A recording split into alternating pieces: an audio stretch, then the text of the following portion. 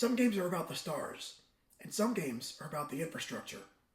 Because when you're a young franchise, you don't just need talent. You need adults. You need people who already know what the NBA feels like. When it's moving faster than your brain, and that's what this episode is. Welcome back to the Mavs 100. This is episode 7, Allan Bristow. April 16th, 1982. San Antonio Spurs 118, Dallas Mavericks 106. Today's idea, in an expansion build, the adults teach the kids how to take a punch. I'm documenting one game per player until I reach 100 Mavericks. Allan Bristow is 6'7", about 210 pounds, a wing, officially a small forward. He's one of those players who's lived through multiple versions of pro basketball. Born August 23rd, 1951, Richmond, Virginia, he plays college ball at Virginia Tech, and Virginia Tech ultimately retires his number. Drafted in 1973, second round, pick 21 by the Sixers. And then his pro career becomes a little time capsule. He plays for the Sixers. He plays for the Spurs, including the ABA to NBA transition years. He plays for the Utah Jazz, and he finishes as a Maverick. His nickname, according to the historical record, was Disco, which is either the coolest possible nickname or the kind of nickname you get because you once wore a shirt with a collar the size of an aircraft wing.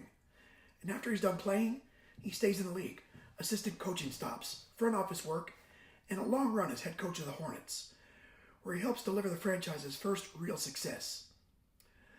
So when he shows up on a young Mavericks roster in the early 80s, what Dallas is really getting is a guy who already knows the league's tempo, and he knows how to keep a team from panicking. And in this game, you can feel that job. This is Dallas's second season as a franchise. The team is young, and the future's already visible in the box score. You've got Mark Aguirre, the new centerpiece. You've got Rolando Blackman, another foundational piece. You've got Jay Vincent, rookie scorer, already a major engine. And you've got a coach, Dick Motta, trying to build an identity out of pure newness. Dallas finishes the year 28-54, improved, but still learning in that learning to exist phase. On this night, the lesson's taught by a Spurs team that already knows exactly who it is. Their Spurs are 48-34 this season, division winners, and a real powerhouse.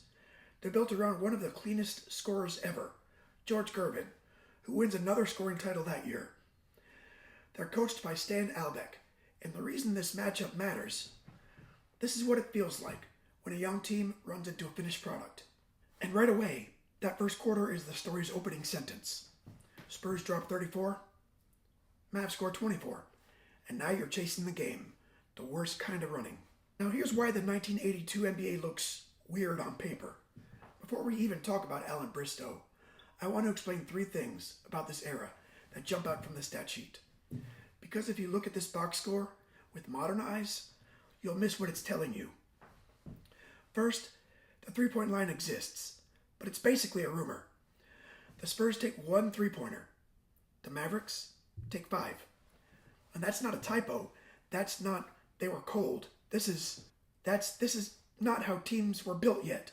So spacing is different, shot diets are different, defensive priorities are different. The game is thick. It's packed into the mid-range and the paint. Second, free throws are a major engine. Not a side dish, an engine. The Spurs gets 39 free throw attempts. That means you can't just guard. You have to guard without touching anything. Basically the hardest thing a human being can do. Third, rolls matter more than highlights. Because in an era with fewer threes, fewer spread pick and rolls, fewer easy math wins, a wing who can handle, pass, and stabilize possessions, that's gold. And that's the category Allan Bristow lives in. Okay, now we go back into the game. The Spurs shoot 42 for 79, 532. The Mavs shoot 39 for 84, 464. Spurs at the line, miss 5. Mavs at the line, miss 6. Dallas actually wins the rebounding count, 43-36. And Dallas assists more, 29-23. So why does it still feel out of reach? Because the Spurs made shots. The Spurs protected the ball better, and the Spurs lived at the free throw line, like they paid rent there. George Gervin scores 35 points on 13 of 18 shooting and 9 for 9 at the line. That's not just efficient. That's surgical. And here's where the era shows itself. Gervin doesn't need threes to do this. He doesn't need 10 open corner looks. He does it with timing, touch, angles, and that soft range game. Then you've got Johnny Moore, 14 assists, 14. That's not just a nice game. That's the whole offense staying organized for an entire night. And you've got George Johnson doing something that reads like a glitch. 8 blocks. 8. So if you're Dallas and you're thinking, okay, we'll hang around with effort, cool idea. Until you remember there's a guy back there swatting your entire future into the photographers. Also, Mark Olberding puts up 25. And this matters because it means Gervin isn't doing it alone. This Spurs team has multiple ways to hurt you. Dallas gets Wayne Cooper with 18 and 11 rebounds and 1 3, which in 1982 is basically a UFO sighting. Mark Aguirre scores 24 off the bench. Blackman scores 15. Jim Spanarkel has 15. And Allan Bristow, our lens, has 16 points and 6 assists, 26 minutes. And that line is exactly why this episode exists. Because 16 and 6 in 26 minutes is real production. That's a player doing his job, but there's a twist. Bristow also has 6 personal fouls. He fouls out. So we're watching a guy play well, and they get removed from the game by the era itself, which brings us to the core of this episode. Allan Bristow, 26 minutes, 16 points, 6 for 10 shooting, 4 for 5 from the line, 4 rebounds, 6 assists, 1 turnover, and 6 fouls. That's the whole movie in one frame. Efficient scoring, playmaking, ball security, and then the whistle. So what does it look like in human terms? It looks like a veteran wing trying to keep Dallas in a professional rhythm while the Spurs keep landing clean punches. And you can almost feel his responsibilities. Someone has to initiate sets. When the kids get stuck, someone has to swing the ball to the right side at the right time. Someone has to take a shot that isn't great, but is stable because stability matters. Someone has to attack the rim just enough to make the defense respect it. And then, defensively, someone has to look at the Spurs and say, all right, I'll take a shift on that. And in this game, that means a Spurs perimeter attack led by Gervin, supported by a point guard handing out 14 assists, and backed by an 8-block rim protector. That is not light work. The 4 factors, what they are, and what they say here. Quick sidebar, because this is one of those places where the stats actually match the feel. Basketball Reference gives you a 4-factor snapshot, and it's basically the scoreboard behind the scoreboard. Here's what the numbers say in this game. EFG percentage is effective field goal percentage. It adjusts for the fact that 3s are worth more than 2s. And in this game, it's basically just a clean way of saying San Antonio shot way better, and since nobody's taking 3s, EFG is just shot making. Turnover rate is how often you give away a possession. Dallas turns it over more, and against a better team. That's lethal, because it's not just lost possessions. It's lost chances to set your defense. It's lost chances to breathe. FT over FGA is free throws per field goal attempt. Essentially, how much did you live in the line? And the Spurs lived there.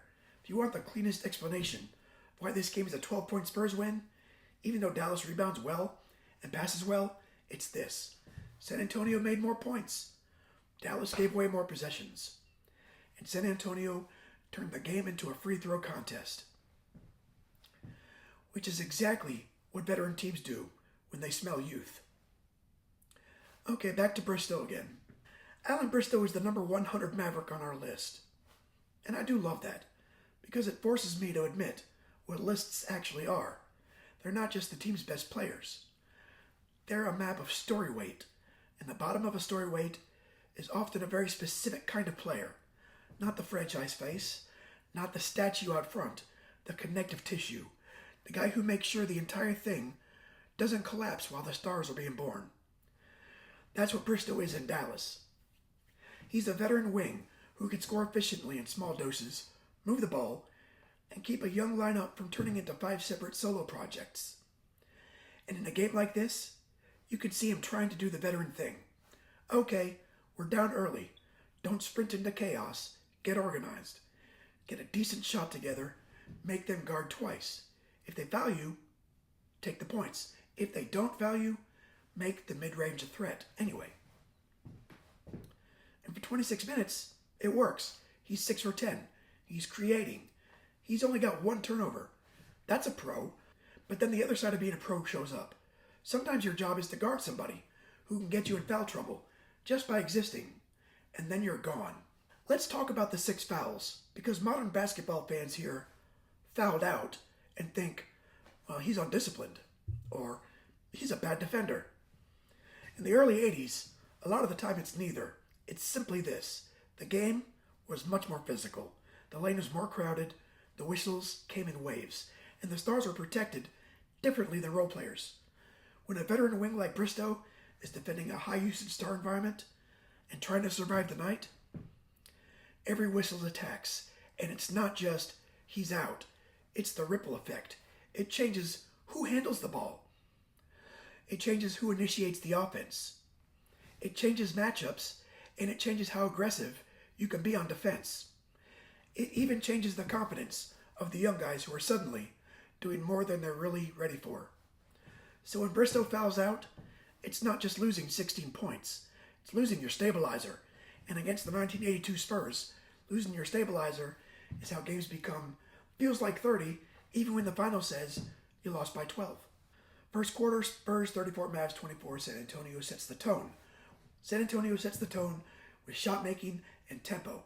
Dallas immediately has to chase. In the second quarter, Spurs top the Mavs by 1 point. Even though Dallas steadies a little, you could feel the Mavericks trying to play organized basketball. It's just not emotional basketball. The third quarter, the Spurs win by 3 points. They do the veteran thing, and they don't let you cut it down. Every time Dallas leans forward, San Antonio answers, and the Mavs actually outscored the Spurs in the fourth quarter by 2 points. But it's the classic late push. You make the final score look respectable, and then you realize you needed this urgency 18 minutes ago. The final score is 118 to 106. The supporting cast, the Mavericks' future showing itself anyway, even in a loss. This box score is kind of exciting for Dallas, because the building blocks are obvious. Mark Aguirre gives you 24. Orlando Blackman gives you 15. Jay Vincent chips in, even if the efficiency isn't perfect. And if you zoom out to the season, that's the headline. Dallas improves to 28-54 in year 2. Still bad, but meaningfully less bad. The kids are real. The franchise has a direction, and veterans like Bristow are part of that direction, even if they're not part of the long-term face of the team, because they're teaching the habits that eventually become the team's identity. From the Spurs side, this game seems normal to them, almost routine. Gervin does Gervin things. The offense is clean. The ball moves. They win the free throw battle. They win the shot-making battle. And this season, they go on to finish 48-34, win the division, and make a deep playoff run. So Dallas isn't losing to some random team. They're losing to a machine. And the lesson for a young franchise is valuable. This is what the bar looks like. Here's my favorite part about Allan Bristow being number 100. If you only tell franchise history through the top 10 names, you get a highlight reel, but you don't get a build. And early Mavericks history is a build. It's not just stars. It's people doing the boring professional work. Organizing possessions, moving the ball, taking the right shot instead of the heroic shot, guarding without panicking, keeping the game from turning into chaos. In this one game, Bristow gives you efficient scoring, real playmaking, low turnovers, and he also gives you the cost of the job. 6 fouls and your minutes are done. That's a veteran night, and that's what the Mavericks needed in 1982. Veteran nights stacked on top of rookie talent until the franchise becomes something solid.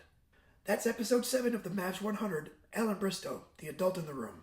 A clean, efficient line, 16 points, 6 assists, and the little reminder of this era, foul trouble could rewrite the whole rotation. Next time, episode 8, Bill Garnett. We're staying in the early years ecosystem, where the names aren't always famous, but the role they play in the story is loud. Thanks for watching.